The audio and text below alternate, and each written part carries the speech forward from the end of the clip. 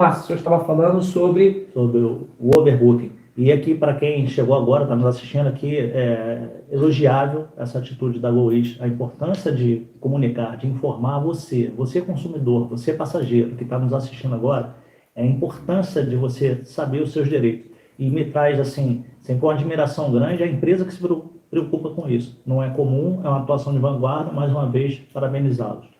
Voltando a falar sobre o overbooking, né? Então, quando a gente fala de overbooking, porque normalmente as pessoas conhecem mais o overbooking, é o que a gente mais escuta falar, né? Mas o overbooking é a preterição, tecnicamente falando, a preterição do passageiro. Ou seja, o passageiro chegou no momento lá para embarcar, o voo está lá, e a companhia aérea falou assim, não, meu filho, você infelizmente não vai embarcar.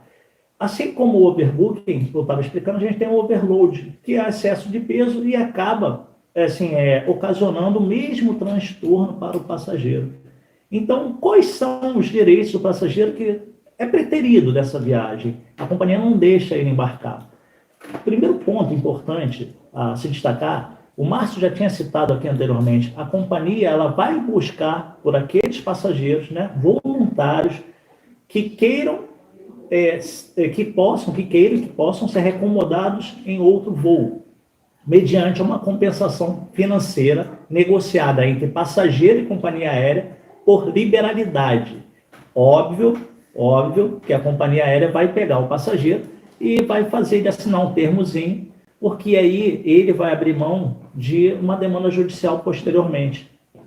Óbvio porque ele está dizendo o seguinte, olha, eu por liberalidade eu tenho condição de ir em outro voo, isso não me trouxe transtorno algum. Então, diante disso, esse passageiro ele vai ser remunerado, vai ter um acordo financeiro entre a companhia aérea e o passageiro. Porém, existem alguns casos, é bom que estão filmando, é água, tá, gente? Porque eu já vi algumas entrevistas que o cara não está bebendo água, mas nesse caso é água, enfim. Voltando então, aquele passageiro que ele não tem disponibilidade para ir em outro voo, esse passageiro ele foi preterido. Então, esse passageiro, qual é a primeira atitude? O que ele tem que fazer nesse momento? Se dirigir lá ao guichê da companhia, pedir uma declaração, porque eu não estou viajando. Por que eu estou sendo preterido? A companhia é obrigada a dar.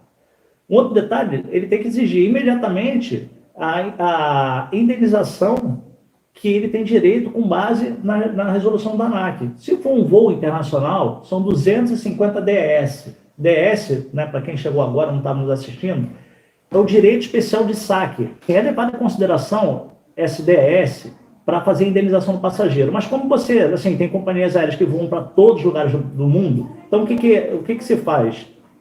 Você pega uma média de algumas moedas, tipo real, dólar, euro, bota ali numa balança, divide, faz uma média e você vai indenizar, porque aí você consegue beneficiar passageiro de Portugal, passageiro dos Estados Unidos e euros atualizados. Então, aqui a ANAC, na resolução dela, se for um voo doméstico, 250 DS, que é uma média de R$5. Aí a gente vai estar falando de mais ou menos 1.250. Se eu estiver errado, me corrija. Advogado é conhecido por não ser muito bom em matemática, apesar de eu gostar. Enfim. E se for num voo internacional, 500 DS, que vai dar mais ou menos. Aí é fácil, né? 5 × 5, né? Então, R$2.500. Enfim. Só que é um detalhe. O fato de você ser, entre aspas e muitas aspas, ser beneficiado com essa indenização, isso não exclui o seu direito de, caso tenha sofrido algum dano com a perda desse voo, ir à justiça. Então, ali não há um salvo-conduto para a empresa A.